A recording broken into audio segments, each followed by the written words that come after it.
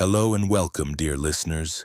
Bitter November evening in 1895, the kind of night when the London fog presses against the window panes like a living thing. The fire in our sitting room at 221B Baker Street burned low, and Sherlock Holmes lay stretched upon the sofa, his eyes half closed, his fingers steeped beneath his chin, an attitude I had come to recognize as the prelude to one of his storms of energy. Chapter 1.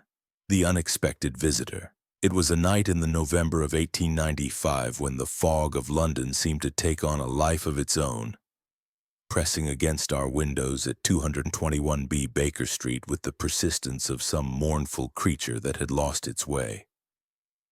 The fire had sunk into a heap of glowing cinders, and the room was filled with that comfortable half-darkness which is so conducive to reflection.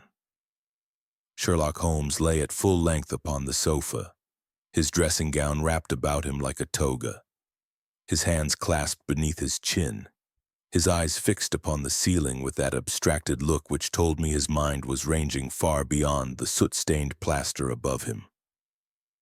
From time to time he emitted a little sigh of impatience, the only sign that the inactivity of the past week had begun to pall upon his restless spirit.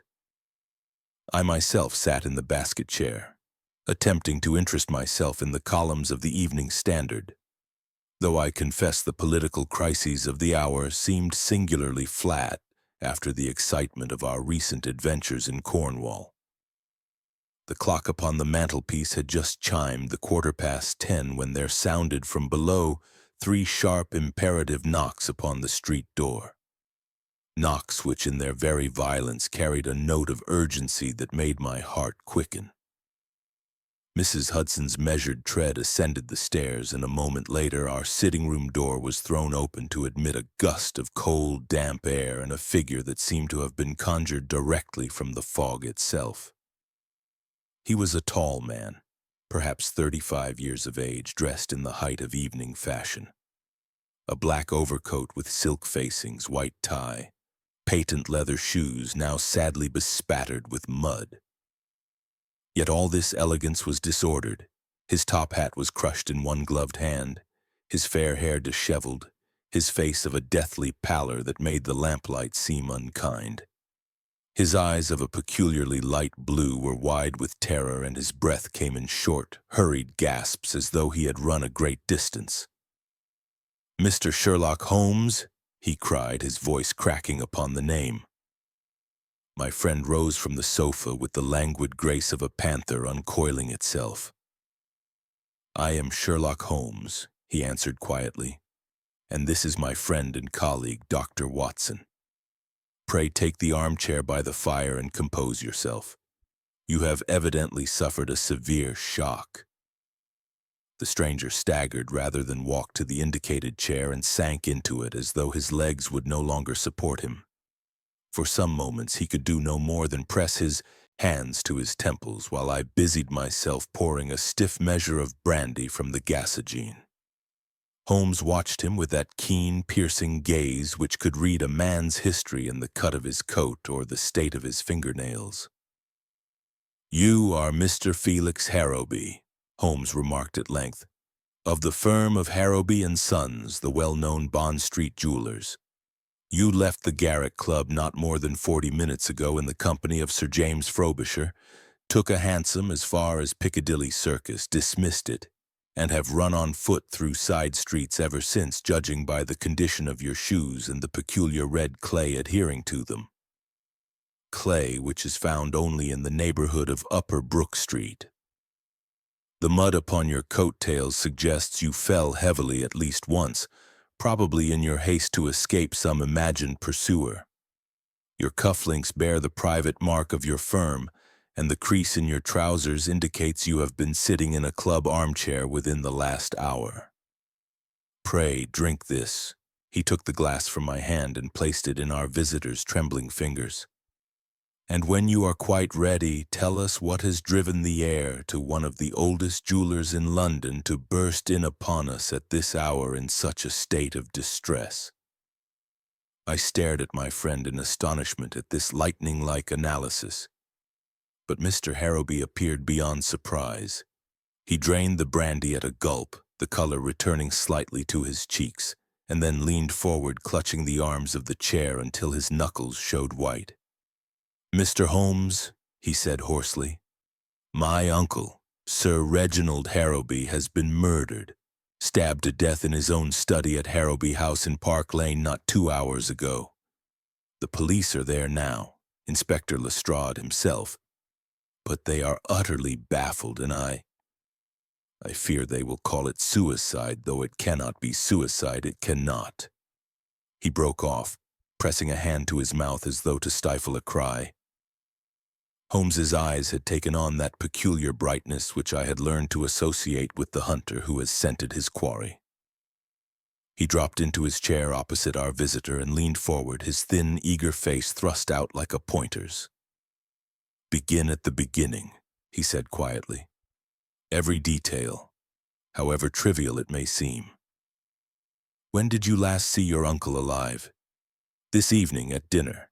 We dined together at Harrowby House, just the family, my uncle, my aunt, Lady Beatrice, and myself. Sir Reginald was in the highest spirits. He had only yesterday become engaged to be married again. No, I mistake. He was already married, but he had determined upon a second alliance after the divorce proceedings. Forgive me, I am not coherent." "Take your time," I said kindly, refilling his glass. "You mentioned an engagement?" Harrowby passed a hand across his brow. "My uncle was a widower these 5 years past. Recently he had formed an attachment to a lady of the stage, Mrs. Eleanor Vane, the actress. The match was not universally approved, but Sir Reginald was determined. He intended to announce the engagement formally tomorrow evening at a ball he was giving. After dinner, he retired to his study to write letters, saying he did not wish to be disturbed. My aunt went to her room with a headache, and I myself walked to the Garrick Club. It was there, just after 10 o'clock, that a messenger brought me a note in my uncle's handwriting. Here it is." He fumbled in his waistcoat pocket and produced a crumpled sheet of paper, which he thrust towards Holmes with shaking fingers. My friend took it, smoothed it upon his knee, and held it to the light. I rose and looked over his shoulder. The note was written in a hurried scrawl, quite unlike the firm, elegant hand I remembered from Sir Reginald's previous correspondence. "My dear Felix, come at once. Matter of life and death. Do not tell Beatrice, bring no one. R.H." "The messenger?" Holmes asked sharply. "A commissionaire. I gave him a sovereign and thought no more of it until I reached the house. And then?" Harrowby's voice dropped to a whisper. "The butler, Jeffries, met me in the hall. His face was as white as paper. 'Oh, sir,' he said, 'Sir Reginald is dead, murdered in his study and the door locked from the inside.'" Holmes sprang to his feet with a sudden access of energy that sent his dressing gown swirling about his lean ankles. "Watson, my hat and coat." "Mr. Harrowby, you have done well to come to me. This promises to be a 3-pipe problem at the very least. Tell me quickly now, what is the most valuable item in your uncle's possession?" "The Harrowby sapphire," our visitor answered at once. "A stone worth £50,000 if it is worth a penny. One of the largest star sapphires in existence, brought back from Kashmir by my grandfather. It is kept in the safe in the study." "And was it taken?" "That is the strangest part of all," Harrowby said, rising unsteadily. "The safe was found open. The sapphire had been removed and then replaced. Nothing else was touched. The police surgeon says my uncle was stabbed through the heart with a thin blade, probably a stiletto, between 11 and 1 o'clock. Yet the study door was locked and bolted on the inside, every window fastened with patent screws that can only be operated from within, and the chimney is a modern narrow flue that not even a child could descend. How any assassin could have entered and left that room, Mr. Holmes, passes all comprehension." Holmes was already at the door, pulling on his ulster. A locked room, a sapphire handled yet not stolen, and a baronet stabbed in a sealed chamber, he murmured, and I saw that eager light in his eyes that I knew so well. Come, Watson, the game is afoot, and a singularly promising one. As we descended the stairs behind our distraught visitor, the fog seemed to part for a moment, revealing the glimmer of a handom's lamps at the curb. Somewhere in the distance a church clock struck 11, its notes muffled and mournful through the yellow vapor. Little did I know as we stepped out into that choking November night that we were setting forth upon one of the most subtle and sinister cases in all Sherlock Holmes's long career, the case of the hidden accomplice, which was to reveal depths of human deceit that even my friend's wide experience had scarcely plumbed before. Chapter 2. The Strange Case of Mr. Felix Harrowby. The fog had thickened into a choking yellow-brown pall by the time our hansom set us down before the imposing portico of Harrowby House in Park Lane. Gas lamps glimmered faintly along the railings like corpse candles, and every window of the great mansion blazed with light, as though the house itself were keeping vigil over its dead master. A knot of constables stood upon the steps, and the familiar rat-faced figure of Inspector Lestrade emerged from the doorway the moment he caught sight of us. "Ah, Mr. Holmes," he said with his usual mixture of sourness and reluctant respect. "I might have known the smell of the impossible would bring you sniffing round before morning." Holmes swept past him without ceremony. "Where is the room, Lestrade?" "First floor. End of the west corridor. Door's been forced, of course. You'll find everything exactly as we discovered it, barring the corpse, which the surgeon has already examined." We mounted the broad staircase, our footsteps muffled by the heavy Turkey carpet. Felix Harrowby followed close behind, his face still bloodless. Halfway along the corridor, a uniformed sergeant stood on guard before an open door from which issued the low murmur of official voices. Holmes brushed the man aside and entered with that swift, silent tread which always reminded me of a cat entering a room it already possesses. The study was a large, handsome apartment paneled in dark oak and lit by a green-shaded electrician's lamp upon the desk. The air still carried the faint, sweetish reek of blood. Sir Reginald Harrowby lay sprawled forward across the desk exactly as he had fallen, his evening dress immaculate save where the thin blade had entered between the shoulder blades. The stiletto itself, an antique Italian weapon with an ivory handle, protruded at a sharp upward angle. One arm was flung out, the other lay beneath the body, still clutching a gold-mounted fountain pen. An unfinished letter lay beneath his cheek, the ink still wet. Holmes stood for a full minute motionless, his eyes traveling slowly over every detail of the tragic scene. Then he moved forward with the silent intensity I knew so well.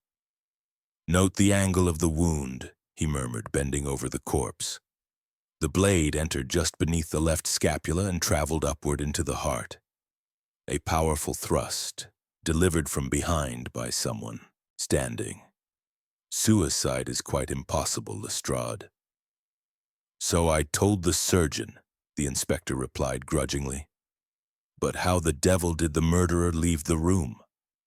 Holmes was already upon his knees, lens in hand, examining the carpet. "First, let us establish the security of the chamber." He rose and tested each window in turn. There were 3 tall French windows opening onto a narrow balcony that overlooked the garden. Everyone was fastened on the inside by heavy patent screw bolts of the latest pattern, which required several complete turns to release. The central door, the only entrance from the corridor, was fitted with both a Yale lock and 2 strong bolts, both shot home from within. "The fireplace?" I suggested. Holmes took a small mirror from his pocket and climbed upon a chair to peer up the chimney. "A modern register stove with a flue no more than 9 inches square. Even the famous Beppo could not have negotiated that." He turned his attention to the great safe built into the wall beside the fireplace. The steel door stood open, Within, upon a velvet cushion, rested the celebrated Harrowby sapphire, a stone of such depth and fire that even in the cold electric light it seemed alive. Beside it lay the key to the safe, still in the lock. "Opened with its own key," Holmes observed. "And the combination, known I believe only to Sir Reginald and his nephew, has not been forced." "Curious." Lestrade gave a triumphant little laugh. "Curious? It's plain enough. Sir Reginald opened the safe himself, took out the sapphire, brooded over it, perhaps he had money troubles, stabbed himself in a fit of melancholy, and then, in some dying spasm, replaced the stone and locked the safe again. I've known stranger things." Holmes's smile was wintry. "Have you indeed? Then pray explain how a dying man drives a blade upward into his own heart from behind. Or why, if suicide were intended, he should choose so awkward and painful a method when a service revolver lay in the drawer not 6 inches from his hand." He bent again to the carpet and with a low exclamation of satisfaction picked up something which glinted between his fingers. It was a single long hair, golden fine, unmistakably a woman's. "Lady Beatrice Harrowby is dark," he said softly. "I remember her distinctly from the Diamond Jubilee procession." Lestrade shrugged. "Servants, maids, visitors. Who can say whose hair it is?" "Perhaps," Holmes replied, slipping the hair into an envelope. "But observe also the wine tray upon the side table. 3 glasses, 2 bearing lipstick traces and the faint aroma of a rather expensive Tokay. The 3rd untouched. Sir Reginald entertained a lady this evening. The butler says a veiled woman called at 10 o'clock, Lestrade admitted. Stayed 20 minutes, left alone. Sir Reginald was cheerful when Jeffries locked up at 11:30. Holmes's eyes gleamed. And death, according to your surgeon, occurred between midnight and 1. Excellent. He crossed to the desk and studied the unfinished letter. It was addressed to Messrs. Coutts and Comas and appeared to concern certain investments. The last sentence broke off abruptly in mid-word. "See how the pen is dug deeply into the paper at the moment of death," Holmes murmured. The murderer stood immediately behind him. Felix Harrowby, who had stood silent throughout, now spoke for the first time since entering the room. His voice shook with barely suppressed emotion. "My uncle was the happiest of men, Mr. Holmes. He had no money worries. The firm has never been more prosperous. Tomorrow he was to announce his engagement. This talk of suicide is monstrous." Holmes laid a hand upon the young man's shoulder. "Compose yourself. We shall have the truth before many hours are past." He turned to Lestrade. "I shall require the house to remain exactly as it is until morning. No one is to enter this room. Dr. Watson and I will return at first light to examine the garden beneath the windows." As we descended the staircase once more, the great clock in the hall struck 2. Somewhere in the silent house a woman was weeping, soft, hopeless sobs that seemed to echo the very spirit of the fog-bound night. Little did I suspect, as we stepped out again into the dripping darkness, that the golden hair and the untouched wine-glass were but the first threads in a web of deception so cunningly woven that even Sherlock Holmes would be hard-pressed to unravel it before another life was sacrificed to the deadly secret of the Harrowby sapphire. Chapter 3. The Scene of the Crime. The fog had begun to lift when we returned to Harrowby House shortly after 7 o'clock, leaving behind it a gray, dripping world in which every leaf and railing glistened like wet marble. A pale November sun struggled through the haze, throwing long, uncertain shadows across the lawns at the rear of the mansion. Holmes was in that mood of suppressed excitement which told me more plainly than words that the chase had begun in earnest. We were admitted by the same butler, Jeffries, whose dignified manner had cracked overnight into nervous watchfulness. His eyes were red-rimmed. Clearly none of the household had slept. Without a word, he led us through the morning room and out by the French windows onto the terrace that ran beneath the study. Holmes paused upon the threshold, drawing a deep breath of the raw morning air. Before us stretched a narrow strip of lawn bordered by laurel and rhododendron, beyond which rose the high brick wall separating the garden from the mews.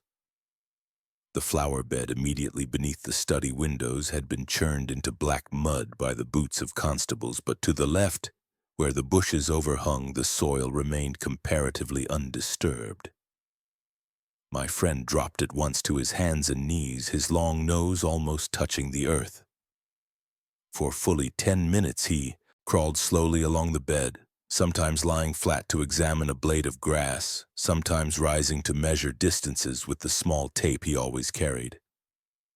I stood watching in silence, knowing better than to interrupt the bloodhound when the scent is fresh. At length he gave a little exclamation of satisfaction and beckoned me closer.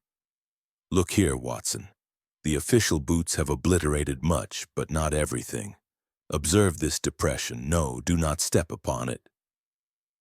The heel of a woman's fashionable Louis Quinze shoe, narrow, high, slightly worn upon the outer edge. The wearer stood here for several minutes, shifting her weight from one foot to the other.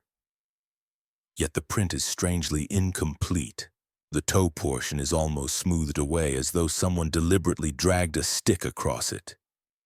He straightened up and stared thoughtfully at the wall of the house. The study windows were perhaps 12 feet above us. Thick ivy, carefully trained, climbed in an unbroken curtain to the balcony. "Strong enough to bear a man's weight?" I asked. "Or a woman's," Holmes replied. "Note how certain strands are freshly bruised and one leaf torn away entirely. Someone climbed down this ivy during the night and recently. Yet the butler swears all the lower windows were fastened when he made his rounds at 11:30. At that moment, a soft voice spoke behind us. "Mr. Holmes? I believe you wish to see me." We turned to find Lady Beatrice Harrowby standing in the doorway of the morning room. Even in mourning, she was a strikingly beautiful woman, tall, slender, with masses of raven hair drawn back beneath a black lace veil. Her complexion was of that pure, creamy pallor which grief sometimes bestows, and her great dark eyes were bright with unshed tears. Yet there was about her a composure, almost a regality, that commanded instant respect. Holmes removed his hat at once. "Lady Beatrice, I offer my profound condolences. If this is an intrusion, pray say the word and I will withdraw." She shook her head with a sad little smile. "No, Mr. Holmes, I want the truth, however terrible. My husband was murdered. I feel it in every fiber of my being. Will you walk with me upon the terrace? The air revives me a little." Holmes fell into step beside her while I followed a few paces behind. For some minutes she spoke only of trivial things, the dampness of the morning, the Michaelmas daisies that had been Sir Reginald's favorites. But I saw that Holmes listened with the closest attention, his eyes never leaving her face. At length she stopped and laid a gloved hand upon the stone balustrade. "Reginald was not an easy man to live with," she said quietly. "He was 25 years my senior, impulsive, generous to a fault, and, forgive me, sometimes indiscreet. There were episodes. The latest was this actress, Mrs. Vane. He intended to make her his wife. I had resigned myself to divorce." Her voice trembled for the first time. "Yet he was happy yesterday," she went on. "He spoke of a new will, of providing handsomely for me. He even showed me the sapphire, said it would be mine again one day. Then he kissed me and went to his study to write letters. I retired early with a headache. It was Jeffries who found him at midnight when he brought the evening post." Holmes's tone was gentle. "You believe in the curse that is said to attach to the stone?" She gave a faint, bitter laugh. "I believe some men will kill for 50,000 pounds. The sapphire came to us stained with blood in Kashmir. It has brought nothing but misfortune since." My husband laughed at such talk, but She pressed a handkerchief to her lips. I sometimes felt it watching us. Holmes bowed slightly. You have been most frank, madam. One last question. Did you enter the garden last night or this morning? A flash of something, surprise, fear, crossed her face, instantly controlled. No, Mr. Holmes, I have not left the house since the dreadful discovery. Holmes thanked her with grave courtesy and watched as she returned indoors, her black skirts trailing across the wet flagstones. Well? I asked when she had gone. He did not answer directly, but pointed to a spot upon the balustrade where the stone was lighter in color than the rest. Freshly scraped by a boot heel within the last few hours, and observe the dew upon the grass. Every blade is bent in the same direction, as though someone passed this way not long before us. Yet Lady Beatrice's slippers, did you notice them? Were perfectly dry. He turned suddenly and strode back to the flower bed, where he carefully lifted something from the mud with his pocket tweezers. A tiny fragment of black lace caught upon a laurel twig. From a lady's veil, unless I am mistaken, he murmured. And torn away violently, for several threads still adhere to the leaf. From an upper window came the sound of a blind being drawn. I looked up and fancied I saw the pale oval of a face watching us, but when I looked again there was nothing. Holmes slipped the fragment into his envelope beside the golden hair. Come, Watson, he said briskly. We have seen enough for the present. Before the day is out, I must visit the Adelphi Theater, dispatch half a dozen telegrams, and consult my indexes at Baker Street. The game grows warmer, my dear fellow, much warmer. As we walked towards the gate, the weak sun broke through for a moment and struck a sudden spark from the study windows above us. For an instant, the great sapphire itself seemed to blaze there like a baleful eye, watching our departure. I little knew how soon that stone would claim another victim, nor how devilish would prove the ingenuity which had planned murder within a locked and bolted room. Chapter 4. Footprints in the fog. We had scarcely reached Baker Street when the street Arabs descended upon Holmes like a flock of hungry sparrows. Wiggins, their leader, touched his greasy cap and announced that the governor's irregulars had been scouring London since dawn. Holmes scattered shillings among them, received a rapid-fire report in thieves' cant, and dismissed them with fresh instructions. Whitechapel, Soho, the Adelphi, and every theatrical boarding house between the Strand and the Angel, he murmured, scribbling addresses on the cuff of his shirt. Mrs. Eleanor Vane must be found before nightfall. While he disappeared into his bedroom to change from the respectable frock coat into the filthy tweed of a loafer, I settled by the fire with a pipe and tried to arrange my thoughts. The case already presented a bewildering tangle: a sealed room, a sapphire handled yet not stolen, a woman's footprint blurred almost to vanishing, a golden hair that belonged to no woman in the house, and now the added complication of Sir Reginald's actress fiancée. Holmes reappeared disguised so perfectly that I should have passed him in the street without recognition, a dissolute, broken-down gentleman with a limp, a red nose, and a 3 days' growth of beard. "I shall be back before midnight," he said, pulling a battered hat over his eyes. "If Lady Beatrice should call, treat her with every courtesy but admit nothing, and pray keep my Persian slipper filled with shag." With that he was gone, swallowed up by the fog that had rolled back across London thicker than ever. I spent a restless day. The newspapers had got hold of the story. The boys in the street were crying "Mysterious murder of a baronet" and "The cursed sapphire," in a manner calculated to drive a man mad. Toward 5 o'clock, a telegram arrived in Holmes's private code. "Bird located, cage gilded, returning." Nothing more. It was past 10 when the sitting-room door burst open and my friend strode in, flinging hat, wig, and limp to the four winds. His eyes blazed with triumph. "Success, Watson. Mrs. Eleanor Vane is at present adorning the second act of East Lynne at the Adelphi. A handsome creature, blonde, of course, and not without talent. She admits visiting Sir Reginald last night between 10 and 10:20. A private matter concerning jewelry, she says. She left by the front door, took a hansom in Park Lane, and was home in Lambeth by 11. 2 fellow players confirm it. Then she is clear? Provisionally, Holmes replied, lighting his oldest briar. Yet consider the times. The butler locked the street door at 11:30. Sir Reginald was then alive and cheerful. Death occurred between midnight and 1.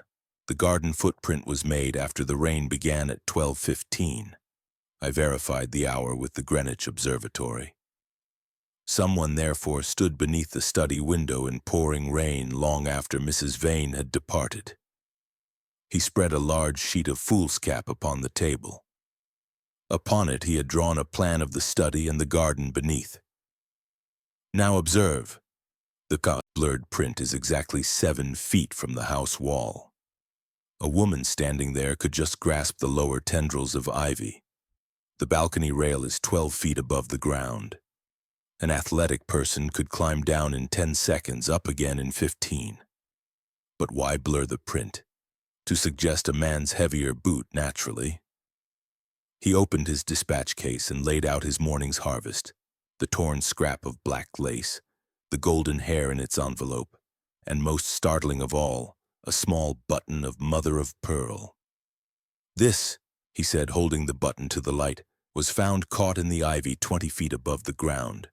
It matches exactly the buttons on a certain evening cloak owned by Mrs. Eleanor Vane.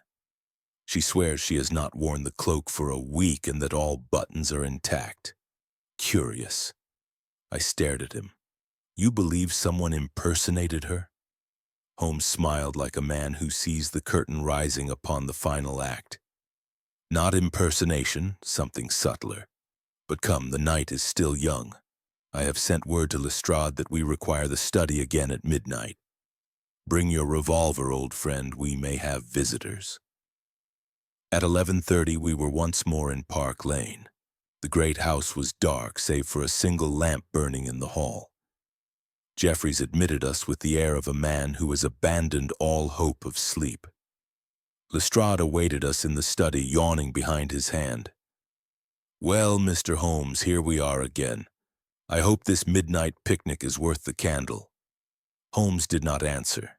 He crossed to the French windows, drew back the curtains, and stood motionless, gazing out into the blackness. Rain had begun again, hissing softly against the glass.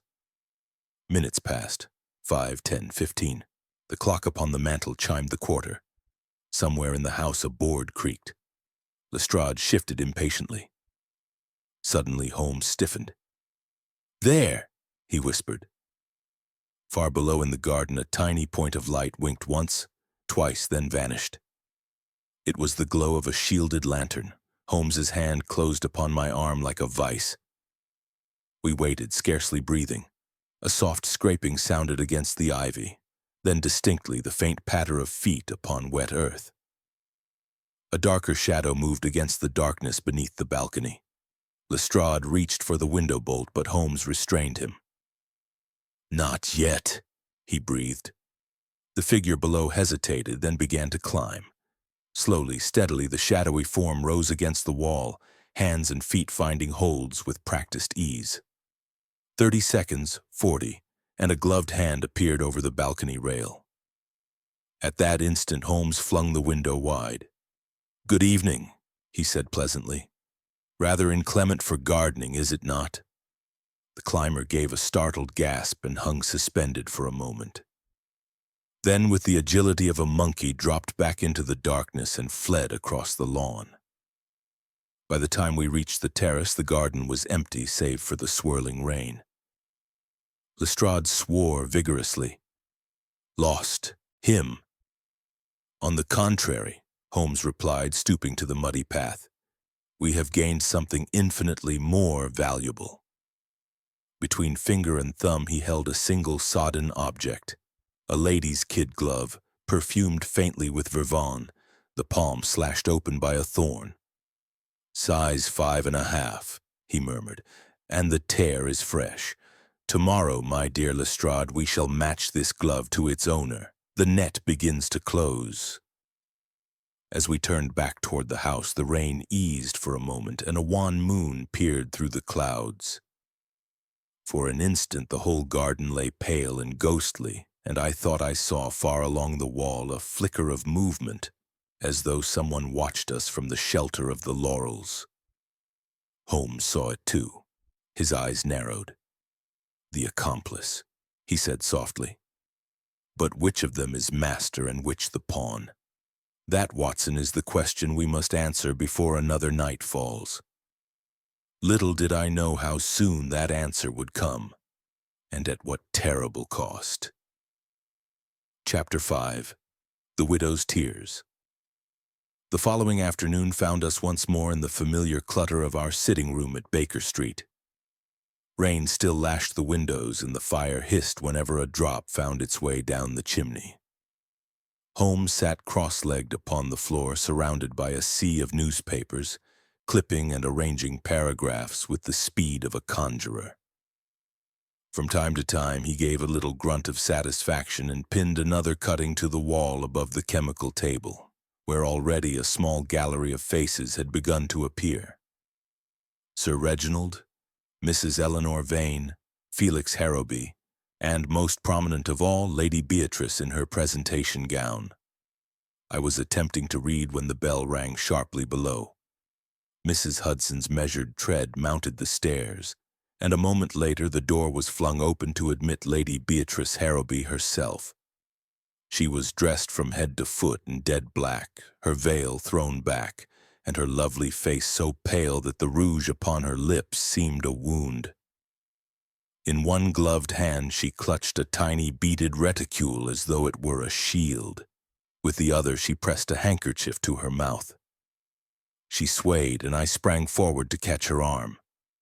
"Mr. Holmes," she gasped, "it has happened again." Holmes rose in one fluid motion and guided her to the sofa. "Compose yourself, madam. Watson, the brandy." She drank obediently, the color returning slowly to her cheeks. When she could speak, her voice was low and trembling. "Last night, after you left the house, someone entered my bedroom. I woke to see a figure in black bending over my jewel casket upon the dressing table. A woman, I think, though the face was masked. When I screamed, she fled to the window, threw it open, and climbed down the ivy exactly as in a melodrama. By the time the servants arrived, she had vanished into the garden." Holmes's eyes glittered like steel. "At what hour was this?" "Between 1 and 2. I cannot be precise. Had taken a sleeping draught. And you are unharmed?" "Quite, save for terror. But the jewel casket had been forced, and this was left inside." She opened her reticule and drew forth a small twist of paper.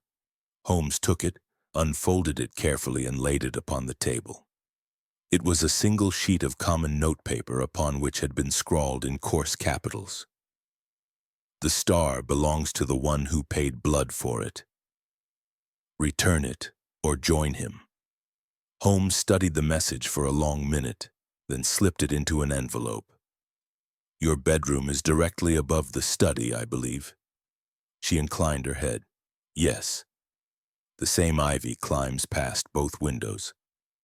"And the jewel casket, what does it contain?" "Nothing of great value. A few rings, a pearl brooch, the miniature of my mother. The sapphire is in the bank vault, as you know." Holmes began pacing the room with that silent, panther-like tread that betokened intense concentration. "Tell me, Lady Beatrice, did you recognize anything about the intruder? A perfume, perhaps? The turn of a wrist?" She hesitated, then shook her head. "No. Yet the scent was strange. Vervain, I think, and something sharper beneath it. And the cloak, she wore a long black cloak with a hood." Holmes stopped dead. "A cloak with mother-of-pearl buttons?" I could not see clearly, but yes, I believe the buttons caught the moonlight." I saw my friend's jaw tighten. One more question, madam. You told me yesterday that you had resigned yourself to divorce. Was Sir Reginald's attachment to Mrs. Vane the sole cause? A faint flush rose to her cheeks. There were difficulties. My husband believed wrongly that I had encouraged the attentions of another. He threatened to cut me from his will entirely, leaving everything to Felix. The new will was to be signed tomorrow. Now, of course. Her voice broke. Holmes regarded her with an expression I could not quite read. You have been most courageous. May I suggest that you return home and rest? Dr. Watson and I will call upon you this evening. In the meantime, pray lock your windows and admit no one after dark. When she had gone, I turned to him in some excitement.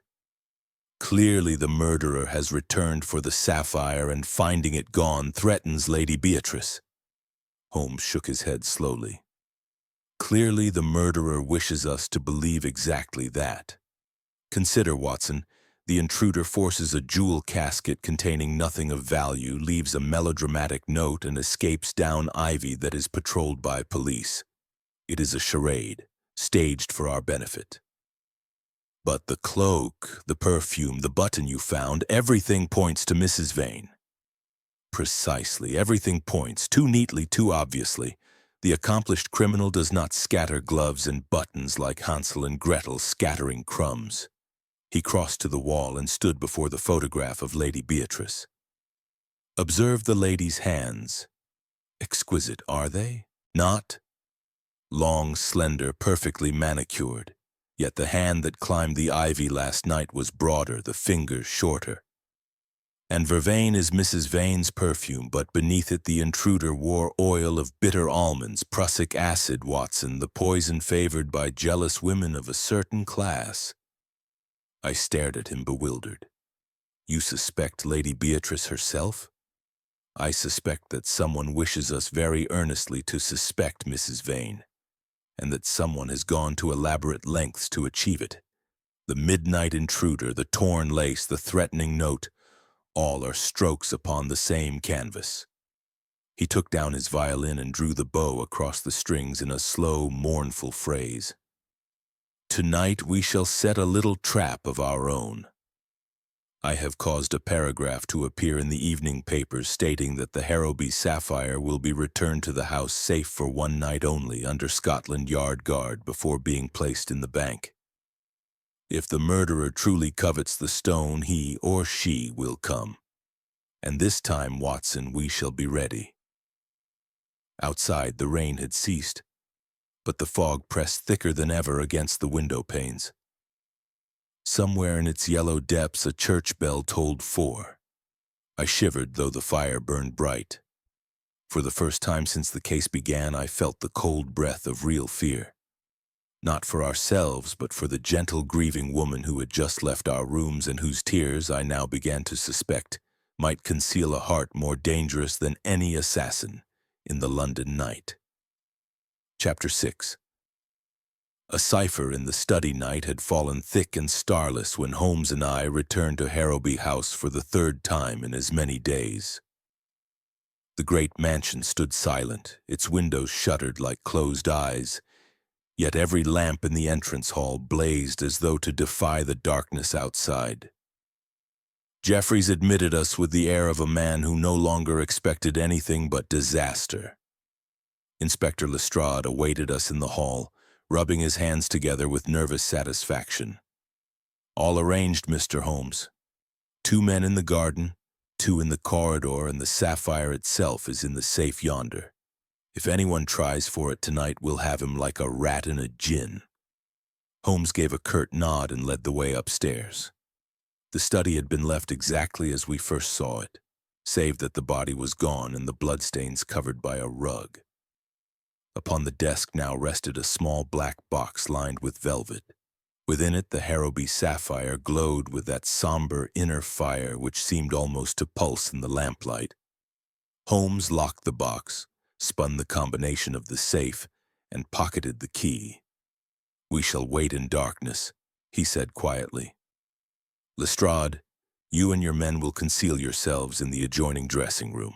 At the first sound, extinguish every light. Silence is our ally. We took up our positions, Holmes and I behind the heavy brocade curtains of the center window, Lestrade and his constables in the dressing room beyond. The clock upon the mantel was suffered to strike the hours undisturbed. 11, half past, midnight. The house settled into that profound stillness which only very old houses know, when even the mice seem to hold their breath. I had begun to doze, lulled by the warmth of the curtains and the steady ticking of the clock, when Holmes's fingers closed upon my wrist like steel. At the same moment came the faintest of sounds, a soft click, as of a key turning in a well-oiled lock. The door from the corridor opened without a creak. A figure slipped into the room, closed the door behind it, and stood listening. It was a woman, tall, veiled, dressed entirely in black. Moonlight from the uncurtained window touched the mother-of-pearl buttons of her cloak and struck a dull gleam from something in her right hand, a small nickel-plated revolver. She moved straight to the safe, knelt, and began to work the combination with astonishing rapidity. The dial clicked softly under her fingers. In less than 30 seconds, the door swung open. She reached inside, lifted out the jewel box, and opened it. The sapphire blazed like a captive star. At that instant, Holmes stepped from the curtains. "One moment, if you please." The woman whirled with a gasp, the revolver flashing up. Holmes was upon her before she could fire. The weapon clattered to the carpet, and Lestrade's men burst from the dressing room. In 2 minutes, she was secured, the veil torn from a face that was pale but composed. Lady Beatrice Harrowby looked at us steadily, and there was no fear in her eyes, only a curious, almost pitying contempt. "Really, Mr. Holmes," she said in a voice as cool as spring water, "this is excessively melodramatic." Lestrade was jubilant. "Got her red-handed, the widow herself."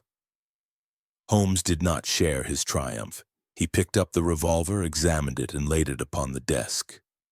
"Observe," he said quietly, "that the barrel is filled with wax and the firing pin filed away.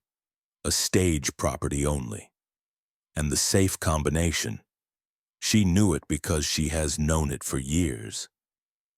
No, Lestrade, this little charade was performed for our benefit, exactly as the midnight visit to her bedroom was performed." Lady Beatrice laughed, a low musical sound that made my blood run cold. "Prove it," she said. Holmes inclined his head. "I intend to, Madam Watson, the waste-paper basket." From beneath a mass of crumpled bills, he drew forth a tightly rolled ball of paper which he smoothed upon the desk. It was covered with rows of numbers interspersed with childish drawings of animals and Egyptian hieroglyphs. "A cipher," he announced, "found screwed up in this basket the morning after the murder, yet bearing no fingerprints but Sir Reginald's own. Curious, when every other paper in the room was handled by half a dozen policemen." He spread the sheet beneath the lamp and began to translate aloud, his long finger moving swiftly from symbol to symbol. "The key is the 1887 Baedeker's Egypt, Sir Reginald's favorite holiday reading. The message reads thus: The bird flies south at midnight on the 14th. Bring the star to the usual place. All is prepared. Destroy this." The 14th was yesterday. The bird in thieves' cant is a first-class railway ticket to the continent. The star, of course, is the sapphire. He looked up. Someone intended to steal the stone on the night of the murder. Sir Reginald surprised the thief, was stabbed, and the plan miscarried. The sapphire was hastily replaced to suggest suicide or inexplicable madness. Lady Beatrice's smile did not waver. "A pretty fairy tale, Mr. Holmes. But where is your thief?" Holmes turned to the fireplace and with a sudden movement thrust his hand up the chimney. When he withdrew it, he held a small, soot-blackened packet sealed with red wax. "This was wedged just above the register," he said. Inside we shall find, I fancy, a duplicate key to the French windows and a second copy of the cipher, placed there by the murderer to be discovered later and incriminate another." He broke the seal. Out fell a key in a folded paper identical to the first. Lady Beatrice's composure cracked for the first time. Her lips parted in a soundless gasp. Holmes regarded her almost with compassion. "The priest's hole behind the paneling opens from the chimney, does it not? A secret known only to the family since the days of the Catholic persecutions. You concealed yourself there before the house was locked, emerged after midnight, stabbed your husband from behind as he wrote, arranged the scene, and returned to the hiding place until morning. The blurred footprint, the planted hair, the staged intrusions, all were designed to throw suspicion upon Mrs. Vane and young Felix. Your motive? Jealousy, and the fear that Sir Reginald's new will would leave you penniless." For a long moment the room was utterly silent.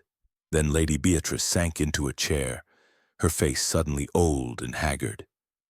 "It is true," she whispered, "all of it. Reginald had discovered my indiscretion. He was cutting me off without a shilling. The sapphire would have gone to Felix. I could not bear it."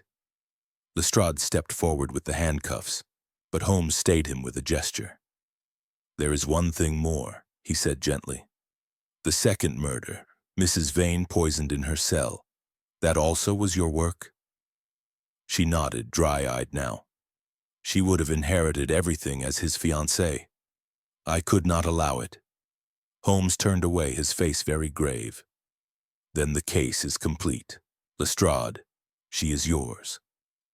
As the inspector led her away, Lady Beatrice paused at the door and looked back.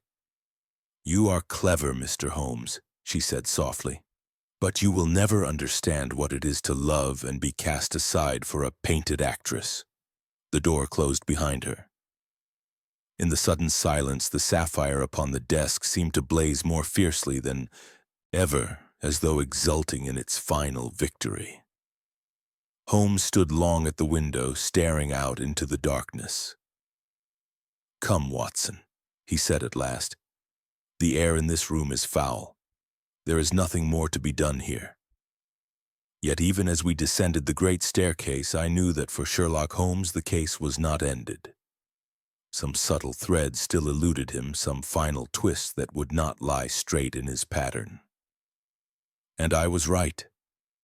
For within 24 hours the whole terrible structure of deception was to collapse yet again, revealing a deeper and more sinister truth than any of us had imagined. Chapter 7. The Accomplice Revealed. The morning after Lady Beatrice's arrest, the newspapers proclaimed the case closed. "Peeress Murderess confesses all," screamed the headlines. "Locked room mystery solved by famous detective." Even the sober Times carried a restrained paragraph praising Sherlock Holmes's acumen. At Baker Street, the telegrams of congratulation poured in by every post, yet my friend remained strangely silent. He sat among the litter of newspapers, his brows knitted, his pipe gone cold between his teeth. I ventured a remark. "A complete triumph, Holmes. The priest's hole, the planted clues, the staged intrusions. Brilliant reconstruction." He gave a short, mirthless laugh. "Too brilliant, Watson, too complete. The perfect confession is often the most suspicious. Observe how every thread ties itself into a neat bow. The cipher, the soot-blackened packet, the duplicate key, even the confession itself, all delivered with the timing of a Drury Lane curtain. I have been led by the nose, and I do not like it." He sprang up and began pacing with that nervous energy which told me the case gnawed at him still. "Consider the anomalies. The cipher message was found screwed up in the wastepaper basket, yet bore only Sir Reginald's fingerprints. Why should the murderer leave it there at all if he intended to hide a second copy in the chimney? The golden hair was too long, too conspicuously golden to have fallen naturally. And Lady Beatrice's confession? Did you note how she spoke of Mrs. Vane inheriting everything as his fiancée? Yet Sir Reginald had not formally proposed. The engagement was to be announced, not concluded. A small slip, but suggestive. I stared at him in bewilderment. Then you believe her innocent? I believe she is shielding someone, he said grimly. Someone she loves far more than she ever loved Sir Reginald. At that moment the door opened to admit Inspector Lestrade, his face flushed with news. It's young Harrowby, Mr. Holmes. We've taken him at a house in Soho. He and Mrs. Vane have been lovers these 6 months. We found letters, a plan of the house, a duplicate key to the study window, and this'll clinch it, a bottle of prussic acid hidden in the actress's dressing room. Looks like the widow was protecting the real killers after all. Holmes's eyes narrowed to slits. Bring them both to Baker Street this evening, he said quietly, and say nothing to Lady Beatrice. By 8 o'clock, our sitting room had taken on the aspect of a court-martial. Felix Harrowby stood before the fireplace, pale but defiant. Mrs. Eleanor Vane, heavily veiled, sat upon the sofa with Lestrade on one side and a police matron on the other. Lady Beatrice had been brought from Holloway under escort and now occupied the basket chair, her face a mask of marble. Holmes stood with his back to the fire, his lean figure throwing a long shadow across the room. Mr. Harrowby, he began, you have been found in possession of certain incriminating articles. Will you explain them? The young man drew himself up. I love Eleanor. My uncle discovered it and threatened to ruin us both. We planned to steal the sapphire and flee to the continent. The cipher message was ours. On the night of the murder, I waited in the garden while Eleanor went in by appointment to keep my uncle occupied. She left at 10:15. I signaled with a lantern that the way was clear, but when I climbed the ivy, I found him already dead. Someone had forestalled us. And the prussic acid. None of ours, Mrs. Vane cried, throwing back her veil. Her beautiful face was stained with tears. Someone planted everything, the key, the letters, even the poison. We are innocent of murder. Lady Beatrice spoke for the first time, her voice steady. They speak the truth, Mr. Holmes. I confess to shield my nephew. The real murderer is still at large. Lestrade gave a snort of triumph. A pretty story, but it won't wash. We have the duplicates, the plans. Holmes raised a hand. One moment. Watson, the glove. I produced the torn kid glove found in the garden. Holmes held it up. Mrs. Vane, is this yours? She examined it and shook her head. Mine are intact, and the perfume is vervain mixed with bitter almonds. Mine is rose. Holmes turned to Felix. And your boots, sir, may we see the soles?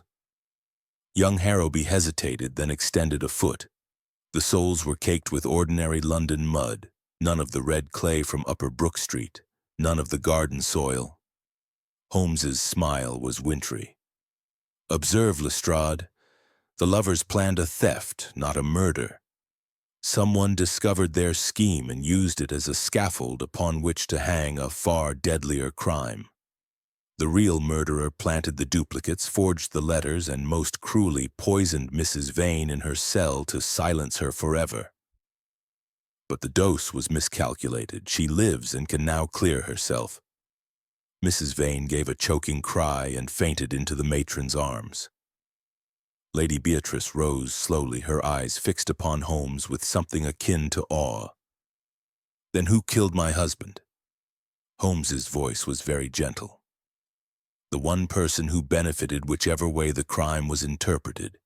The person who inherited if you were convicted, if Felix was convicted, if Mrs. Vane was convicted. The person who knew every secret of the house, who could move unseen through its passages, who had access to prussic acid in the dark room, who could forge letters and plant evidence with impunity. He turned to the silent figure who had stood unnoticed in the doorway throughout, the butler, Jeffries. The man's dignified mask shattered. His hand flashed to his pocket, but Lestrade was quicker. In a moment, the handcuffs clicked. "Jeffries," Holmes said quietly, "or to give you your real name, Reginald Jeffries, younger half-brother of the late Sir Reginald Harrowby, disinherited 20 years ago for forgery, presumed drowned in the South Pacific but very much alive and seeking revenge. You entered domestic service under your mother's maiden name, waited your time, and when the Sapphire scheme presented itself, you struck. You killed your brother, framed the lovers, and persuaded Lady Beatrice that her confession would save her nephew. A masterpiece of villainy, almost." The butler struggled in Lestrade's grip, his face contorted with hate. "Almost," he spat. "Curse you, Holmes!" Lady Beatrice swayed and would have fallen had I not caught her. Felix Harrowby stood as though turned to stone. Holmes watched the prisoner being led away, then turned to the sapphire which lay upon the table. "Take it back to the bank," he said wearily. "It has cost enough lives already." Yet even as Lestrade departed with his captive, I saw the doubt still lingering in my friend's eyes. The case seemed complete, the accomplice revealed, justice satisfied. But I knew Sherlock Holmes better than any man alive, and I knew that some final poisonous thread still eluded him, something that would not lie quiet until another grave was dug beneath the fog of London. Chapter 8. The Second Murder. The arrest of Jeffries should have ended the affair. The newspapers proclaimed it the perfect conclusion. The disinherited brother, the faithful butler who had waited 20 years for vengeance, the forged evidence, the poisoned actress barely saved by a stomach pump. Scotland Yard basked in reflected glory. Lestrade strutted like a peacock. Even Holmes received a gracious note of thanks from the Home Secretary. Yet my friend was more silent than I had ever known him. He sat for hours before the fire, his violin untouched, his eyes fixed upon some invisible point beyond the walls of our sitting room. When I ventured to congratulate him, he merely shook his head. "We have caught a murderer, Watson," he said at last, "but not the murderer. The hand that struck the blow was Jeffries's, perhaps, but the mind that conceived the crime is still at liberty. There are brushstrokes upon this canvas that are not his." I laughed, thinking him fanciful. "Come, Holmes, the man confessed." "Did he?" Holmes asked softly. "He cursed me, certainly, but he confessed nothing." Lestrade put the words into his mouth, and he was too proud or too frightened to deny them. "No, Watson, the spider sits elsewhere." That same evening the spider struck again. It was past 11 when the telephone bell rang, an instrument Holmes had only lately permitted in the house. I answered it myself and recognized the agitated voice of the governor of Holloway. "Dr. Watson? Thank God it is Mrs. Vane. She has been poisoned again, the same prussic acid. She is dead this time, and the wardress swears no one entered the cell. You must come at once." "Mr. Holmes." I turned to find Holmes already in his ulster, his face set like granite. "Come, Watson, the game reopens." We reached the prison through a fog so dense that our cab progressed at a walk, the driver leading the horse by the bridle. The governor met us at the gate, his face the color of tallow. "She was alive at 9 o'clock, he said, "and cheerful. Said she felt safe now that Jeffries was taken. At 10, the wardress looked through the inspection flap and saw her writing a letter. At 10:30, she was dead, the letter half finished, the smell of bitter almonds strong in the air. The cell was a narrow whitewashed box. Mrs. Eleanor Vane lay upon the cot, her golden hair spilled across the pillow like a tragic Ophelia. Her face was calm, almost smiling, the lips only faintly blue. Upon the deal table lay the unfinished letter, addressed to Felix Harrowby. "My dearest boy, at last we are vindicated. When I am released tomorrow, we shall—" The sentence ended in a scrawled streak where the pen had fallen from her hand. Holmes stood motionless for a full minute, then dropped to his knees beside the body. With infinite gentleness, he lifted one eyelid, examined the pupils, then passed to the mouth. From the corner of the lips he drew forth, upon the point of a needle, a tiny crystal that glittered like frost. "Potassium cyanide," he murmured. "Introduced directly into the mouth, probably upon a sweetened lozenge. The crystals dissolve instantly, death within seconds." He turned to the wardress, a stout, honest-looking woman who was weeping into her apron. "You gave her nothing?" "Nothing, sir. Only the cocoa at 9 o'clock, and that was from the same pot as the other prisoners." Holmes crossed to the little barred window high in the wall. It was fast shut and intact. The door had been locked from the outside, the key still hung upon the wardress's belt. "Another locked room," I said with a shudder. Holmes did not answer. He was staring at the dead woman's right hand. Upon the third finger gleamed a ring I had not noticed before, a narrow band of platinum set with a single small sapphire. "She wore no rings when she was arrested," the governor said. "I would have taken them." Holmes removed the ring with careful fingers and held it to the lamp. Inside the band was engraved in minute script, "To E.V. from B. Forgive me." He slipped the ring into an envelope and turned to the governor. "This woman was murdered to prevent her speaking tomorrow. Someone in this prison is the accomplice of the real murderer, and that someone has fled. You will find the wardress who was on duty between 9 and 10 has disappeared." It proved true. The woman who had brought the cocoa had vanished, uniform and all, leaving only a note resigning her position for family reasons. We returned to Baker Street through the bleak dawn. Holmes sat hunched in the corner of the cab, his eyes closed, his long fingers drumming upon his knee. "Jeffries is a tool," he said at last, "a blunt, convenient tool. The mind we seek is subtler, more patient, more utterly ruthless, and it is still among us." At the very moment he spoke, a boy messenger thrust a note into my hand as we alighted. It was scrawled in pencil upon cheap paper. "Come to Harrowby House at once. Lady Beatrice has shot herself." F.H. Holmes read it over my shoulder, and his face went very still. "Too late, Watson," he said quietly. "The spider has finished its web." We found the house in uproar. Felix Harrowby met us in the hall, his eyes wild. "She did it an hour ago," he said brokenly. "Left a letter confessing everything.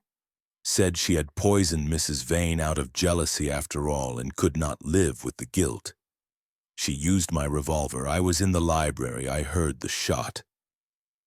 He led us upstairs to Lady Beatrice's bedroom. She lay upon the bed in her black dress, a neat bullet hole in the right temple, the revolver still clutched in her hand. Upon the dressing table lay several sheets of writing paper covered with her elegant script. Holmes read the confession aloud.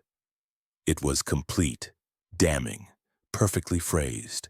She admitted planning the murder with Jeffries, forging the evidence against the lovers, poisoning Mrs. Vane, even placing the ring upon the dead woman's finger as a final gesture of contempt. When he finished, the room was silent as the grave. Holmes stood long beside the body, then bent and touched the dead woman's cheek. "Still warm," he said. "Rigor has barely begun. She has been dead less than 2 hours." He lifted the revolver, sniffed the barrel, then examined the wound. "Powder burning at the edges," he murmured. "Contact shot. Yet observe the angle, slightly upward and from the left. Lady Beatrice was right-handed." He turned suddenly upon Felix. "Where were you when the shot was fired?" "In the library, as I said, reading." "Alone?" "Yes." Holmes crossed to the fireplace and pressed a concealed spring. A panel slid aside, revealing the narrow priest's hole. "Empty," he said, "yet large enough for a man to hide." Felix Harrowby's face went the color of ash. "What are you saying?" "That your aunt did not write this confession," Holmes replied sternly. The handwriting is admirable forgery, but the paper is from the commercial hotel in Jermyn Street, and the ink is Stevens blue-black. She always used Waterman's. Someone entered this room within the last 2 hours, forced her at pistol point to swallow cyanide, note the faint almond odor upon her lips, arranged the body, fired a shot into the wound to simulate suicide, and left the forged confession. The real murderer has tied every thread with a noose. He turned to me, and for the first time in our long friendship, I saw something close to despair in his eyes. We have been outwitted at every turn, Watson. 3 dead, 1 wrongfully imprisoned, and the devil who planned it all still walks free. Outside, the fog lifted for a moment, revealing a pale, watery sun. But in that silent bedroom, the darkness seemed deeper than any London fog had ever been. Chapter 9. The trap is sprung. For 2 days after Lady Beatrice's death, Baker Street was a place of gloom. Holmes scarcely ate or slept. He lay upon the sofa in his oldest dressing gown, eyes fixed on the ceiling, while the room filled with the acrid reek of strong shag. From time to time he would rise like a sleepwalker, pace the floor, and then throw himself down again with a gesture of bitter impatience. I had never seen him so shaken. The knowledge that a master criminal had played with him as a cat plays with a mouse had struck at the very roots of his pride. On the 3rd morning he suddenly sprang up, his eyes bright and dangerous. "Enough, Watson. We have been passive too long. The murderer believes us beaten, paralyzed by remorse and indecision. We shall give him the one thing he cannot resist, the sapphire itself apparently unguarded." He outlined the plan with the rapidity of a general before battle. A paragraph was inserted in the evening papers. Owing to complicated questions of probate, the Harrowby sapphire would be returned to the Park Lane house for one final night before being deposited in the Bank of England's strong room. Scotland Yard, it was hinted, considered the danger past and would post only a token watch. In reality, every approach to the study was ringed by plainclothes men. Lestrade and 4 constables hid in the dressing room. 2 more crouched in the priest's hole. Gregson covered the roof. A dozen others lurked in the garden and mews. Holmes and I took up our post behind the heavy velvet curtains of the center window, revolvers ready, a dark lantern between us. Midnight came. The great house was silent as a tomb. The sapphire lay in its open box upon the desk, catching the faint glow of the dying fire and throwing back a blood-red star of light. The clock ticked with maddening deliberation. 1/4, half, 3/4. At 10 minutes to 1, Holmes's fingers closed upon my wrist. A soft, almost inaudible sound had come from the direction of the chimney. A faint scraping, as of metal upon stone. Then silence. We waited, scarcely daring to breathe. Minutes passed. 5, 10. Nothing moved. Suddenly the curtains at the far end of the room stirred, though there was no draught. A hand appeared, gloved in black kid, then an arm. Slowly, silently, a figure stepped into the room. It was a woman, veiled, dressed in the deep mourning we had come to know too well. She crossed to the desk with the confidence of one who has done this many times before, opened the jewel box, and lifted the sapphire to the light. Holmes's dark lantern flashed out like a searchlight. "Hands up, Lady Beatrice!" The woman whirled, a small pistol gleaming in her right hand. For one frozen instant, I thought the game was lost. Then Lestrade and his men burst from the dressing room. Gregson dropped from the chimney-piece where he had lain concealed these 4 hours. The curtains were torn down as constables poured in from every side. The pistol spoke once, shattering a chandelier in a shower of crystal, but before it could fire again, the woman was overpowered. The veil was ripped away. Lady Beatrice Harrowby stared at us with blazing eyes, defiant even in defeat. "You are dead," I stammered. "We saw your body." "A very pretty body," she answered coolly. My maid, Janet, same height, same coloring, drugged senseless and shot through the temple while I waited in the priest's hole. Poor Janet had served me faithfully.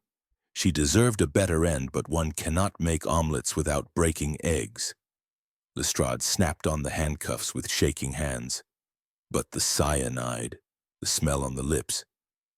A drop of oil of bitter almonds upon the wound. Childishly simple. Holmes stepped forward, his face pale but composed. It was masterly, he said quietly. From the first you planned everything. The lover's theft gave you the perfect scaffold. You killed your husband from the priest's hole, planted the golden hair, your own, cut short for the purpose. Blurred the footprint to suggest a man, staged the midnight intrusions to incriminate Mrs. Vane, forged the cipher, hid the duplicate key and packet in the chimney to be found at the proper moment. When I grew too close, you confessed brilliantly, knowing I would suspect its very perfection. Then you vanished, leaving your maid as substitute corpse while you waited to claim the sapphire when suspicion had died. He picked up the stone and held it to the light. Jeffries was innocent? Entirely. He knew the priest's hole, of course, every old servant does. But he worshipped Reginald. I needed a scapegoat when you began to doubt my suicide. And Mrs. Vane? Had to die. She would have inherited if Felix were convicted. A hollow button filled with cyanide slipped into her glove during the struggle in this room. She herself carried death to her cell. The wardress was well paid to disappear. Holmes bowed slightly. The most perfectly executed crime I have ever encountered. Greed, jealousy, and cold intelligence in equal measure. You would have succeeded but for one miscalculation. And that? You underestimated the stubbornness of Sherlock Holmes. Lady Beatrice laughed, a clear, cruel sound that rang against the oak paneling. Perhaps. Yet I almost won, did I not? 3 lives for a sapphire. Rather a good bargain. She turned to Lestrade. Take me away, Inspector. The game is over and I am tired of it. As they led her out, she paused beside Holmes. You will never understand, Mr. Holmes. Some of us are born for the shadows. The light is too dull. The door closed. The sapphire lay upon the desk like a drop of frozen blood. Holmes stood long in silence. Then he picked up the stone, wrapped it carefully, and handed it to Lestrade. Return it to the bank, he said, and let the Harrowby family be extinguished with this generation. Some bloodlines are better ended. Outside, the fog had lifted entirely. For the first time in a week, the stars showed clear and cold above the rooftops of London. But in that silent study, the darkness lingered, and I knew that for many nights to come, Sherlock Holmes would wake from uneasy dreams, haunted by the laughter of the woman who had very nearly proved his master. Chapter 10. The Final Deduction at Baker Street. Some 10 days after the events in Park Lane, Sherlock Holmes and I sat once more in our familiar sitting room at 221B Baker Street. The November fogs had given way to sharp, frosty air that snapped at the windows and set the fire roaring merrily in the grate. The newspapers had long since exhausted the Harrowby case. The sapphire rested in the strong room of Coutts's bank. Lady Beatrice Harrowby awaited trial in a seclusion so complete that even the wardresses spoke of her only in whispers. Yet the shadow of the affair still hung over our rooms like the lingering scent of shag tobacco. Holmes lay stretched upon the sofa, his violin across his breast, drawing from it slow, melancholy phrases that seemed to mourn for something lost. I had been writing up my notes of the case, trying and failing to give coherent shape to that extraordinary tangle of truth and deception, when my friend suddenly laid the bow aside and sat upright. "Come, Watson," he said with a return of his old energy. "Put away your scribbling. The time has come for the final reckoning. Pour us a whiskey and soda apiece, throw another scuttle of coal on the fire, and seat yourself opposite me." There are certain points in the case of the hidden accomplice which I have never fully explained, even to you. I obeyed with alacrity, for I had waited long for this moment.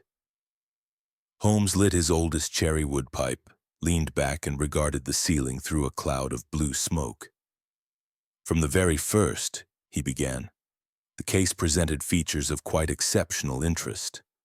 A locked room, a priceless gem handled yet not stolen, a wound that could not possibly have been self-inflicted. These were the obvious anomalies. But beneath them lay a subtler design. Every clue pointed too clearly in a particular direction. The golden hair, the blurred footprint, the mother-of-pearl button, the scent of vervain, each was placed with the precision of a stage property. An honest criminal scatters no such convenient trail.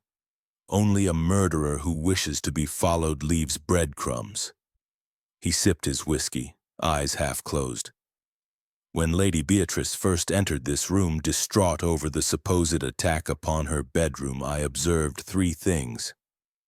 First, the palms of her gloves were clean, though she claimed to have clutched the windowsill as the intruder escaped.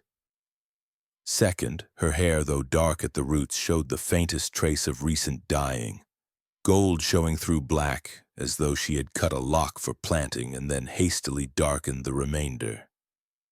Third, her mourning veil carried a microscopic tear at the lower edge, corresponding exactly to the fragment caught on the laurel twig. From that moment I knew we dealt not with a victim, but with an artist. I stirred in my chair. Yet her confession in the study was genuine up to a point, Holmes interrupted. She did intend to let suspicion fall upon Felix and Mrs. Vane. She did hide in the priest's hole and strike the fatal blow. But she never intended to stand trial. The suicide of her maid Janet was planned from the beginning as the final act, an escape disguised as remorse. The forged confession, the substituted corpse, the cyanide upon the lips, all were designed to close the case forever and leave her free to enjoy the sapphire abroad under a new identity. He rose and began pacing in that familiar restless fashion. Only two things upset her calculation. The first was the stubborn refusal of Mrs. Vane to die quietly from the cyanide button. The second, forgive me, old friend, was my own refusal to accept defeat. When I caused the paragraph to appear announcing the sapphire's return, I knew she could not resist. Greed is stronger than caution, and the stone had become the symbol of her triumph. Holmes paused before the fireplace, his hawk-like profile sharp against the flames. There is, however, one aspect of the case which has troubled me more than any other, he continued quietly. Lady Beatrice was brilliant, ruthless, and utterly without conscience, yet she was also a woman of intense passions. In the final moment, when the net closed and she knew the game was lost, she looked at me with something that was not hatred. It was pity. "You will never understand," she said, "and some of us are born for the shadows." I confess, Watson, that for the first time in my career I felt the chill of real evil. Not the commonplace evil of greed or revenge, but something colder, older, almost elemental. He was silent for a long minute, staring into the fire. "I have spent these 10 days reviewing every detail," he resumed at last, "and I am satisfied that no accomplice remains at large. Jeffries was innocent. The lovers were dupes. The wardress and the maid were merely tools. Lady Beatrice planned and executed the entire scheme alone. Yet in a curious way, she was not alone. The sapphire itself was her confederate, the curse, the beauty, the terrible fascination that turned a cultivated woman into a murderess. When I handed the stone back to the bank, I felt as though I were returning a loaded weapon to its rack. Holmes returned to the sofa and picked up his violin once more. "There is a moral here, Watson, though I am not the man to preach it. Some treasures are best left buried. Some passions, once awakened, consume everything in their path. Love, honor, life itself. I have seen many criminals, but never one who so completely embodied the truth that the most dangerous game is played not in the streets of Whitechapel, but in the secret chambers of the human heart. He drew the bow across the strings, and the room filled with a slow, mournful melody that seemed to echo the very spirit of those fog-bound nights. Outside London lay quiet under a dusting of frost, the gas lamps haloed in the cold air. Somewhere in the distance a clock struck the quarter.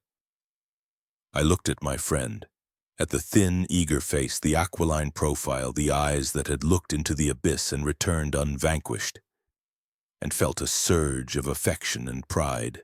The case of the hidden accomplice was closed. The sapphire slept in its vault. Lady Beatrice would trouble the world no more. Yet as the last notes of the violin died away, I knew that for Sherlock Holmes the memory would linger always. The memory of a woman who had very nearly proved his equal, and of a stone that had bought 3 lives and very nearly a 4th.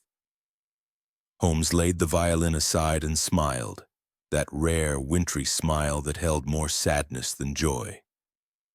"Come, Watson," he said lightly. "The night is young, and Mrs. Hudson has left a cold grouse in the larder. Let us dine and speak no more of sapphires or shadows. Tomorrow the world will bring us fresh puzzles, and we shall be ready." And so, in the cheerful glow of the fire, with the good smell of whiskey and tobacco about us, we turned our backs upon the darkness. But in the quiet watches of many nights to come, I would wake to hear again, faint upon the air, the echo of a woman's cruel, triumphant laughter, and to see in memory a great blue star blazing like a drop of frozen blood against the London fog.